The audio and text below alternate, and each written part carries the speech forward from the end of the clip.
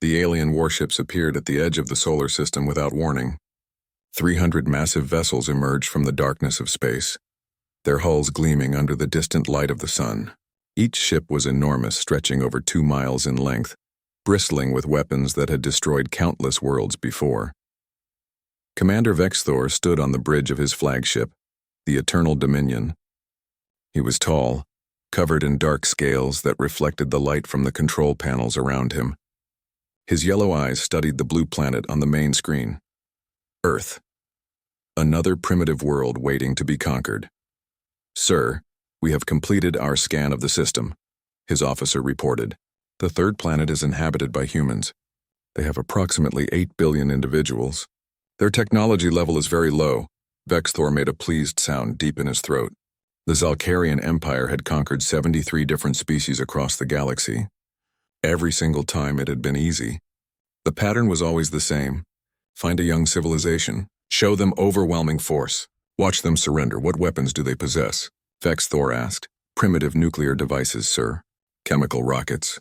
Some satellites orbiting their world. Nothing that can harm us. Their largest military vessels cannot even leave their atmosphere properly. They still use combustion engines for most transportation." The other officers on the bridge chittered with laughter. A species that still burned fuel to move around was no threat at all. The Zalkarian Empire had moved beyond such crude methods thousands of years ago. How long since they discovered basic spaceflight? Vexthor wanted to know. "Approximately 70 of their years, sir.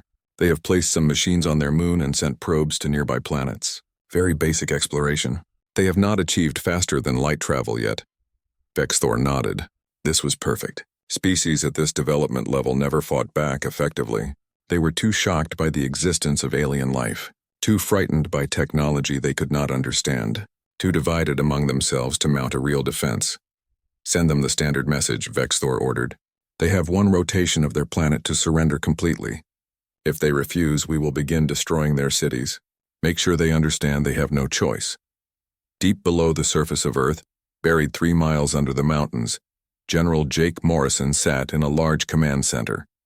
Screens covered every wall, showing information from around the planet and throughout the solar system.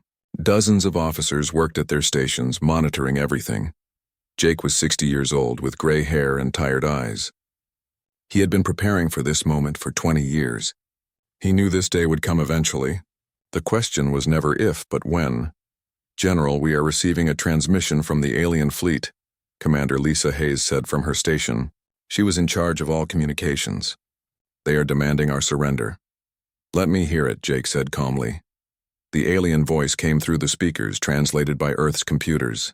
It was cold and arrogant. The message was simple. Surrender everything. Become subjects of the Zalkarian Empire. Do it now or die. Jake listened to the entire message without changing his expression.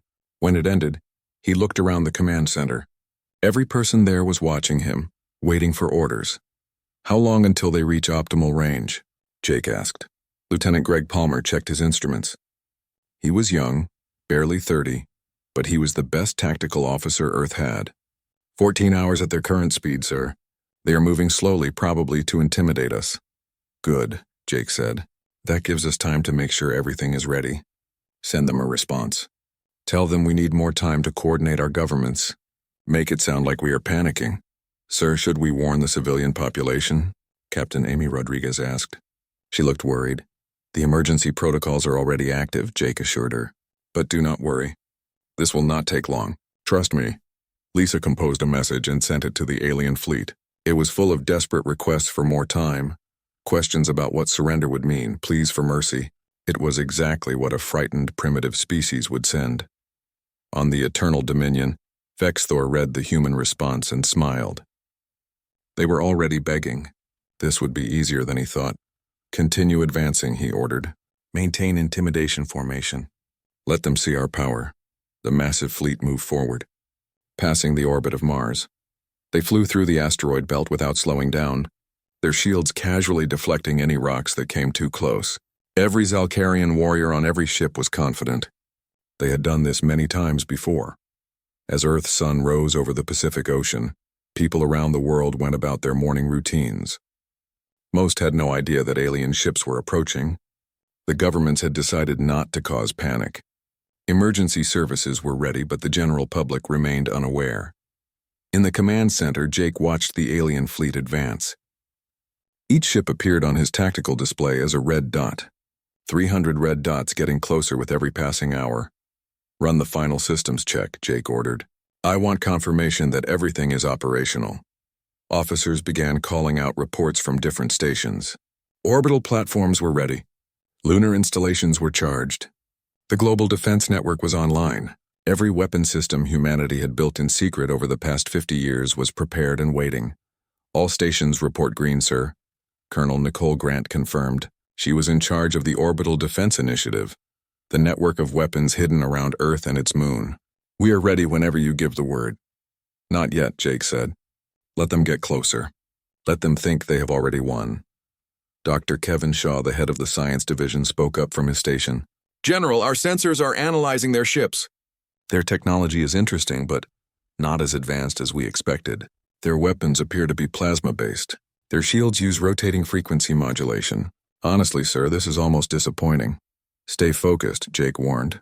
"Do not underestimate them just because their technology is older than ours. They are still dangerous, but yes, they are about to get a very big surprise." The hours passed slowly. The alien fleet continued its advance, moving past the orbit of the moon. They were close enough now that their ships were visible to telescopes on Earth's surface. News organizations began reporting strange objects in space. Governments released prepared statements acknowledging first contact with alien life. Vexithor watched Earth grow larger on his screen. The planet was beautiful, he had to admit. Blue oceans, white clouds, green and brown land. It would make an excellent addition to the Empire. The humans would be useful slaves once they were properly broken. "Sir, we are detecting some small craft launching from the planet," an officer reported. "It appears to be their defense force." Vexithor looked at the tactical display. 50 small ships were moving into position between Earth and his fleet. They looked like converted civilian vessels. Mining ships and cargo haulers with weapons crudely attached. "That is their defense?" Vexithor could not believe it. "They send us garbage haulers?" His officers laughed. Some of them were actually insulting. A species this primitive was not worth the Empire's time. "Destroy them," Vexithor ordered. "Show the humans what real weapons look like." The Zalkarian warships powered up their weapons. Bright blue energy gathered along the sides of dozens of ships. These were plasma cannons, ancient weapons that had served the Empire well for thousands of years. They had melted through the defenses of countless species. The first volley fired. Brilliant streams of superheated plasma crossed the empty space between the fleet and the human vessels. The shots moved fast, leaving glowing trails in the darkness. The human ships scattered immediately. Their movements looked panicked and desperate. They broke formation and tried to dodge, but they were too slow. Several ships were hit by the plasma fire. They spun wildly through space, trailing debris and atmosphere. "Direct hits," the weapons officer reported. 3 human vessels destroyed.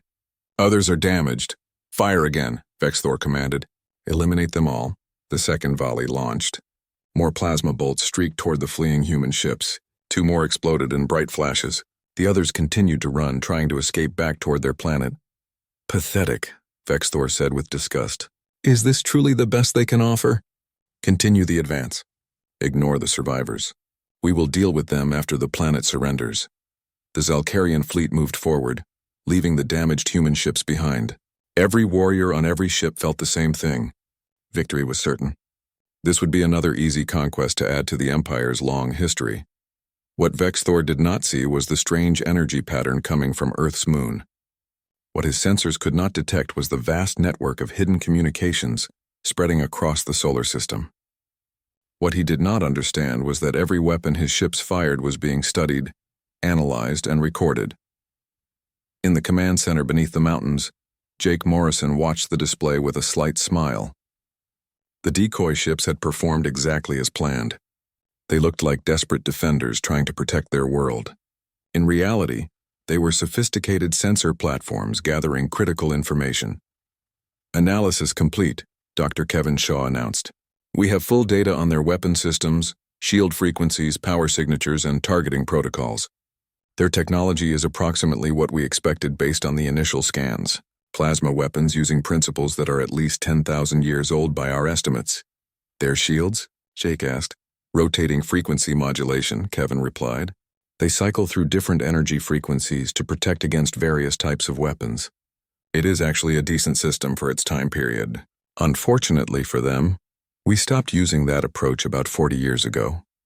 Lieutenant Greg Palmer studied his tactical screen. Sir, the enemy fleet is now entering Earth's orbital space. They are moving into attack formation around the planet. Are all our platforms ready? Jake wanted to confirm.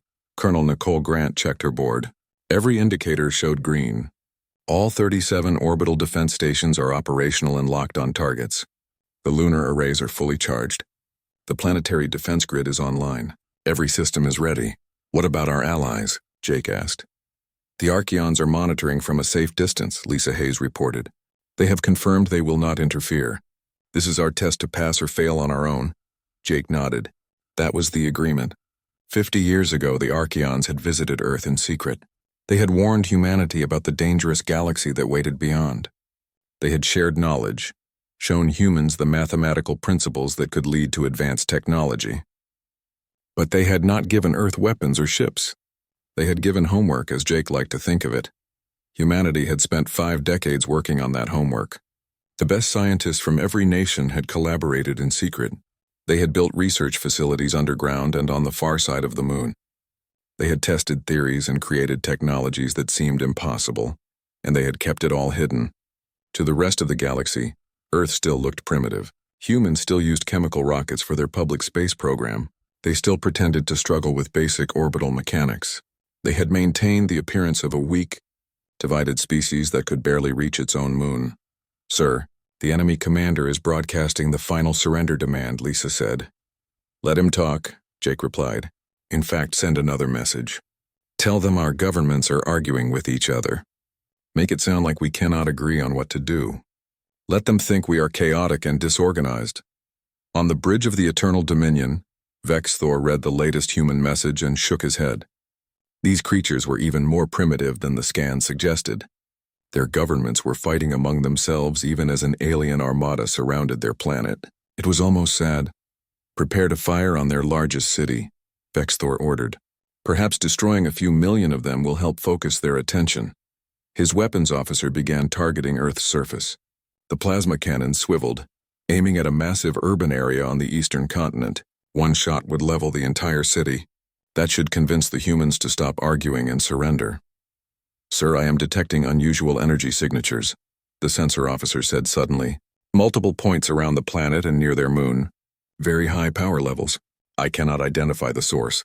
Vex Thor frowned. Explain. The energy readings are increasing rapidly.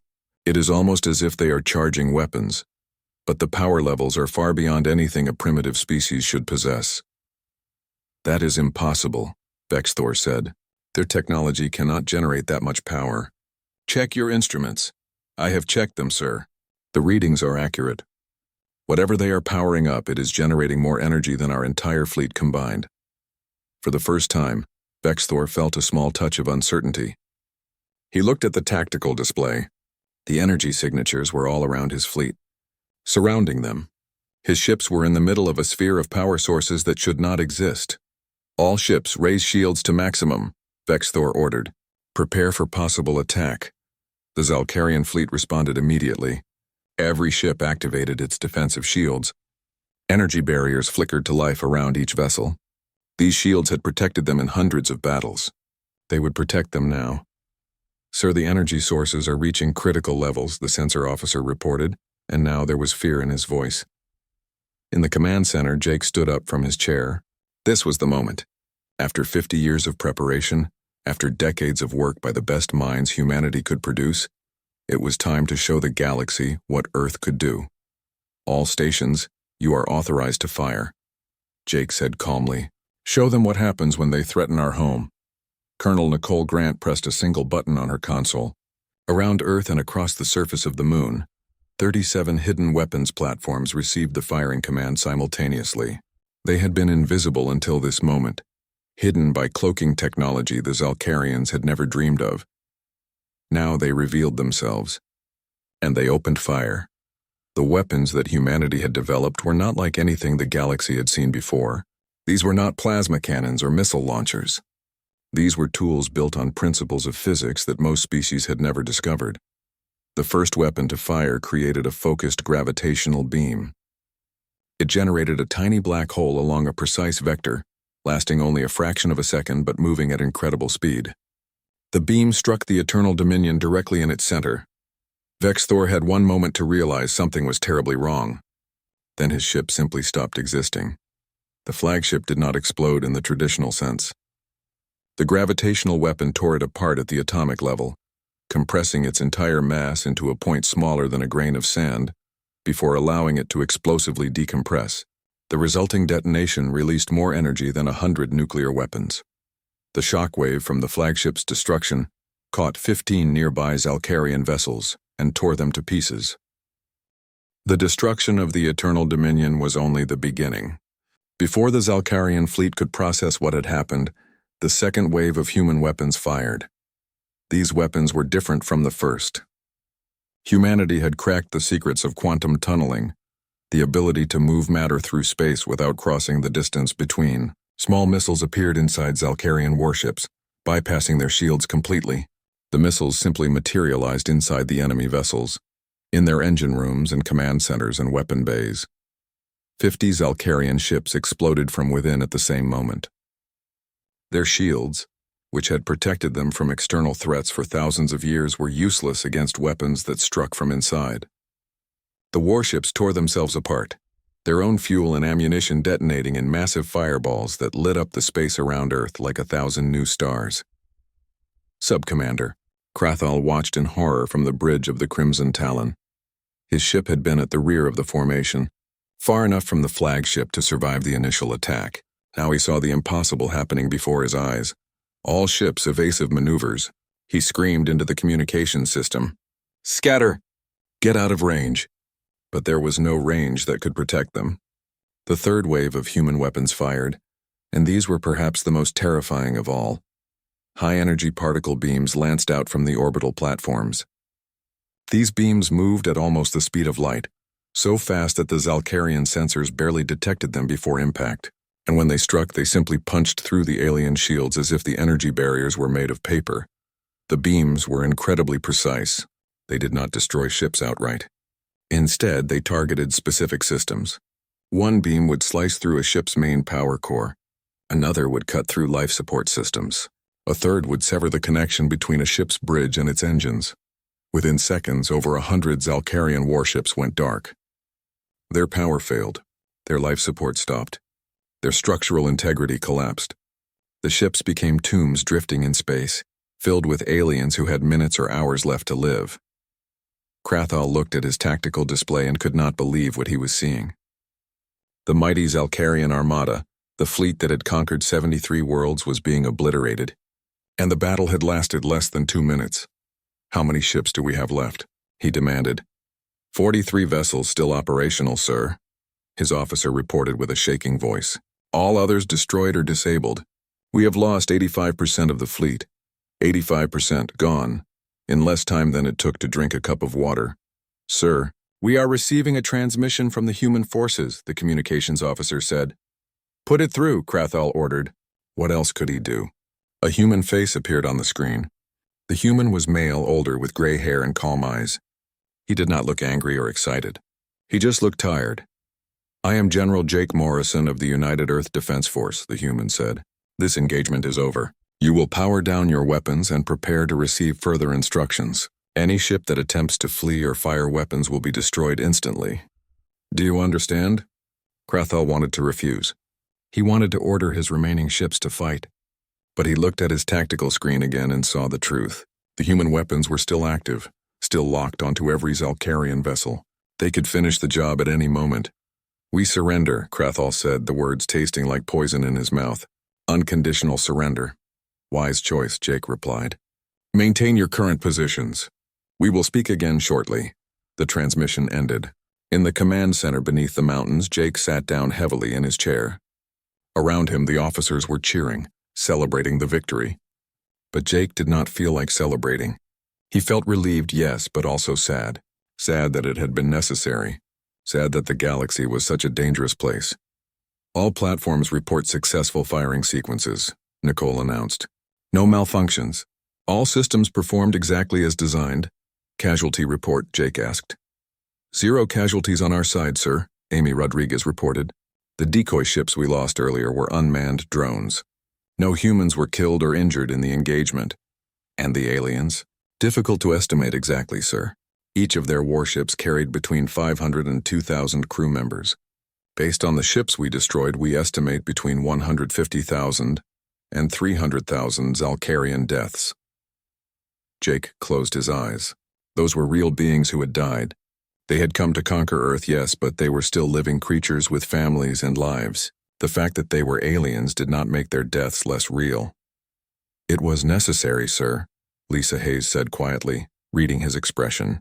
They came here to destroy us. We defended our home. I know, Jake replied. That does not make it feel better. But you are right. We did what we had to do. Lieutenant Daniel Harper, who monitored alien communications, suddenly spoke up. Sir, we are receiving thousands of transmissions from the surviving alien vessels. They are all broadcasting surrender. Some of them are begging for mercy. Some are asking how we defeated them. One captain is demanding to speak with whoever is in charge. Let them wait, Jake said. Right now I want all data from the engagement compiled and analyzed. I want to know if our weapons performed as expected.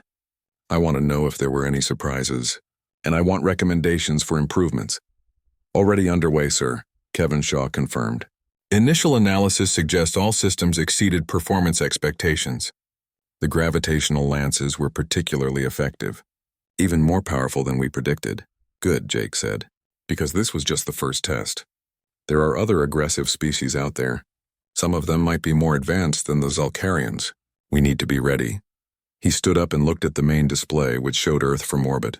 The planet looked peaceful and beautiful. Most people on the surface had no idea what had just happened above their heads.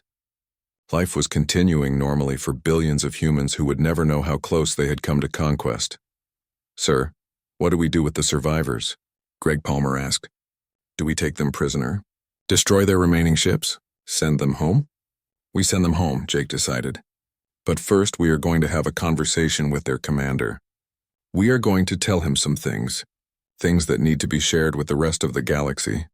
What kind of things, sir? Nicole asked. Jake smiled slightly. The truth. It is time the galaxy understood what humanity really is. It is time they learned that the age of casual conquest is over. And it is time they learned about the Archaeans and what they did for us. He turned to Lisa. Send a message to the Archaean observers. Thank them for their guidance. Tell them the test was successful. Earth has proven we can defend ourselves. Yes, sir, Lisa said, composing the message. Also, start broadcasting on all frequencies. Jake continued.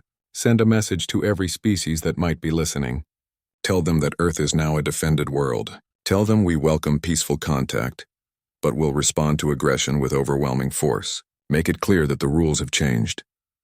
Around the command center, officers began carrying out their orders. Messages were sent. Data was compiled. Plans were made for what came next. Above Earth, the surviving Zalcarian ships remained in position, their crews trying to understand what had happened. They had come expecting an easy victory over a primitive species. Instead, they had witnessed their entire armada destroyed in moments by weapons they could not comprehend. Krathal sat on his bridge, staring at nothing. Everything he had believed about the galaxy was wrong. Everything the Empire had taught him was a lie. Primitive species were not helpless. Advanced technology did not guarantee victory. And humanity, the species he had dismissed as pathetic, was the most dangerous force he had ever encountered. A message came through from the human general. Prepare to receive a diplomatic transmission in 1 hour. Your entire surviving command staff will listen. What we tell you will change everything. 1 hour later, every surviving Zalcarian commander sat before their communication screens. They had no choice. Their weapons were disabled. Their ships were surrounded by human weapons platforms that could destroy them in seconds. They were prisoners, even if the humans had not formally called them that. General Jake Morrison appeared on their screens again. Behind him, they could see the human command center with its walls of displays and dozens of officers working. It looked sophisticated, organized, and utterly professional. Nothing like what a primitive species should possess. Thank you for your attention, Jake began. Before we discuss what happens to you and your remaining ships, I need to explain something. What happened here today was not an accident. It was not luck. And it was not because humanity is naturally superior to your species. It happened because we had help, and because we learned lessons that your empire never did. Krathal listened carefully. Every word the human said was important. 53 years ago, Jake continued, Earth was visited by another alien species. They called themselves the Archaeans. They did not come to conquer. They came to warn. He paused, letting that sink in. The Archaeans are an ancient species, millions of years old. They have been watching younger species develop across the galaxy for longer than we can imagine, and they have noticed a pattern, a very dangerous pattern. Jake pulled up a holographic display that showed a map of the galaxy. Red dots marked hundreds of locations. These are aggressive empires like yours, species that achieved faster-than-light travel and immediately began conquering their neighbors. The Archaeans have been tracking this behavior for thousands of years. The pattern is always the same, Jake explained. A species develops FTL capability. They explore nearby systems. They encounter younger species and realize they have a technological advantage. They use that advantage to conquer and enslave. They build an empire, and then something interesting happens. He zoomed in on one of the red dots. They stop advancing. Their technology plateaus. They become so focused on conquest and control that they stop asking questions. They stop doing research. They stop pushing the boundaries of what is possible. They stagnate. Dr. Kevin Shaw appeared on the screen next to Jake. We have analyzed your technology extensively, the scientist said. Your ships use plasma weapons that operate on principles discovered approximately 10,000 years ago. By our estimate, your shields use rotating frequency modulation, a technique that is effective but outdated. Your faster-than-light drives are functional but inefficient. In every category, your technology represents what advanced science looked like thousands of years ago. The Archaeans saw this pattern repeating across the galaxy. Jake took over again, and they decided to do something about it. They began visiting species that were on the verge of discovering FTL travel, species that showed potential, but were vulnerable to aggressive empires like yours. They gave these species a choice. What choice? Krathal asked, unable to stay silent. The choice to advance or stagnate, Jake replied. The Archaeans did not give us weapons. They did not give us ships. They did not fight our battles for us. What they gave us was knowledge, pure scientific knowledge. They showed us mathematical principles, physical laws, and theories that most species never discover because they stop looking. Lisa Hayes spoke up from her station. They gave us homework, essentially. A list of research directions that would lead to advanced technology. Gravitational manipulation, quantum tunneling, faster-than-light communication, matter-energy conversion, dozens of different fields of study. And then they left, Jake said. They told us that in approximately 50 years, species like yours would find us. They told us we needed to be ready. They told us that the galaxy was dangerous and that we would need to defend ourselves. But they also told us something else. He leaned forward, his expression serious. They told us we were not the only species they had visited. There are 17 other civilizations in this galaxy that received the same warning, the same knowledge. Some of them are even more advanced than we are now. The balance of power in the galaxy has shifted, and empires like yours simply have not noticed yet. Krathal felt his world crumbling. 17 species with technology like Earth's? That meant the Zalkarian Empire was not facing one unexpected enemy. It was facing 18 of them, possibly more. For 50 years we worked, Jake continued. We took the knowledge the Archaeans gave us and built upon it. We created underground research facilities. We established secret bases on the far side of our moon. We brought together the best scientists from every nation on our planet and gave them unlimited resources. Colonel Nicole Grant added, we also maintained a deception. We kept our public space program primitive. We used old-fashioned chemical rockets. We pretended to struggle with basic orbital mechanics. When your scouts visited our system, they saw exactly what we wanted them to see. A young, weak species that would be easy to conquer. We needed to understand how aggressive species operate, Jake explained. We needed to know your tactics, your strategies, your thought processes. You provided excellent data. You approached exactly as we predicted. You offered surrender terms exactly as we expected. You dismissed us as primitive exactly as we hoped. And then we destroyed you, Kevin said bluntly. Not because we are cruel, Not because we enjoy violence, but because we needed to send a message that will now spread across the galaxy. Jake stood up. This is what you need to understand. What happened here today was not a battle, it was a demonstration. We could have destroyed your entire fleet, every single ship. We chose to spare some of you specifically so you could go home and tell your empire what happened. Tell them what? Krathal asked bitterly. Tell them the truth, Jake replied. Tell them that humanity is now a defended world. Tell them that the age of easy conquest is over. Tell them that there are forces in this galaxy that are far more advanced than they realized. Tell them that if they continue their aggressive expansion, they will face the same fate you did here. He paused. But also tell them something else. Tell them that Earth offers an alternative. We are willing to share knowledge with species that abandon their aggressive ways. We are willing to trade to exchange culture and science. We are willing to help others advance just as the Archeons helped us. But we will not tolerate conquest. You expect us to just give up our entire way of life? Another Zalcarian commander asked. Our empire has existed for thousands of years. We cannot simply change. Then your empire will die, Jake said without emotion. Because here is what you do not understand. You are not competing with primitive species anymore. You are competing with civilizations that never stopped advancing. Every year we develop new technologies. Every year we push further. Every year we grow stronger. We will not plateau like you did. We will never stop asking questions. Captain Ryan Foster, who commanded Earth science vessel Endeavour, appeared on the screen. We have already moved beyond the weapons we use today. Our next generation systems are 40% more powerful and twice as efficient. By the time you return to your empire and report what happened, we will be even more advanced. You cannot catch up. You stopped running the race thousands of years ago. So what do you want from us? Krathal finally asked. What is the point of this conversation? We want you to evolve, Jake said. Return to your empire. Tell your leaders what happened. Convince them to pursue a different path. Restart your scientific advancement. Stop focusing on conquest and start focusing on discovery.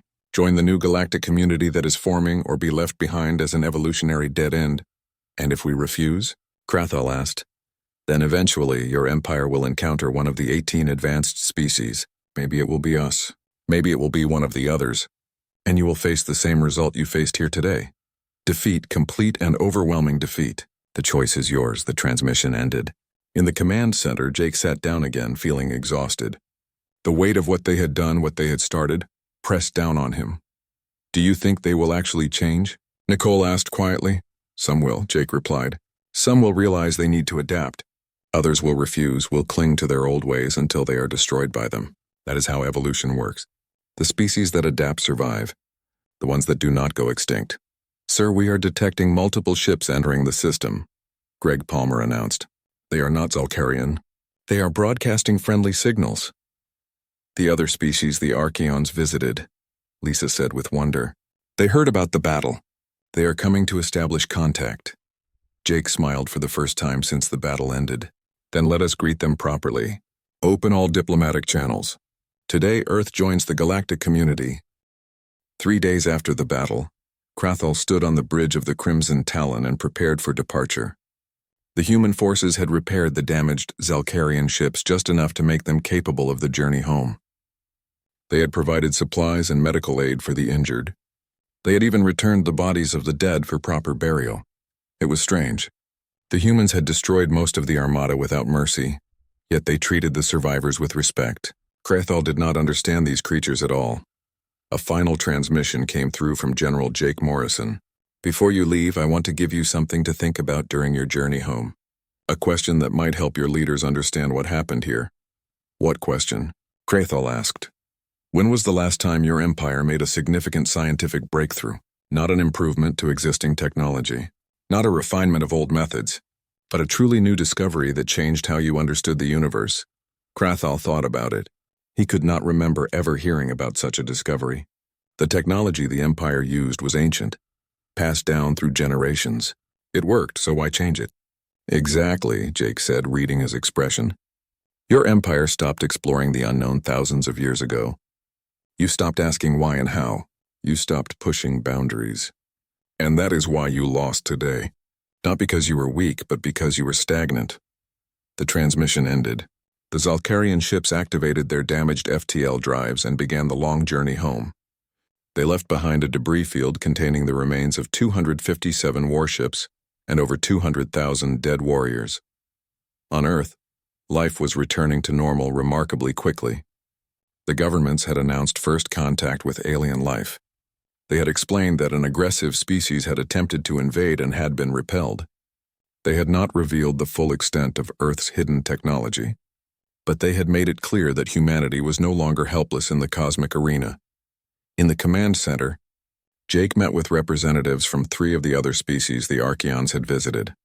They appeared on holographic displays, their forms strange but their intentions clear. They wanted to establish formal diplomatic relations with Earth.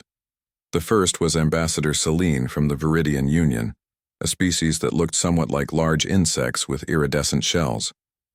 "We witnessed your battle with the Zalkarians from a safe distance," she said through her translator. "We are impressed. Your weapons technology is quite advanced, possibly more so than our own. We would like to establish a mutual defense pact." The second was Commander Tor from the Kelvin Federation, a species that resembled bipedal lizards with blue scales. The Kelvin people have also experienced aggression from empires like the Zalkarians. We defeated them 30 years ago using similar methods. It seems the Archaeans chose their students well. We propose a scientific exchange program. The third was Matriarch Lyra from the Celestian Collective, beings that appeared to be made of living crystal that glowed with inner light. "Our species is primarily focused on peaceful exploration and research. However, we recognize the need for defense. Earth has proven capable in this area. We offer to share our knowledge of energy manipulation in exchange for your gravitational technologies." Jake listened to each proposal carefully. This was a pivotal moment. Earth was no longer alone. They were joining a community of advanced species, all working to create a safer, more progressive galaxy. "We accept all 3 proposals," Jake said. "Earth welcomes friendship with species that share our values. We believe in scientific advancement, peaceful exploration, and mutual defense against aggression. Together we can build something better than what currently exists." The ambassadors expressed their agreement. Over the next hour, they outlined the basics of what would become known as the Alliance of Progressive Worlds. It was not a formal government, but rather a coalition of species committed to advancement and mutual protection.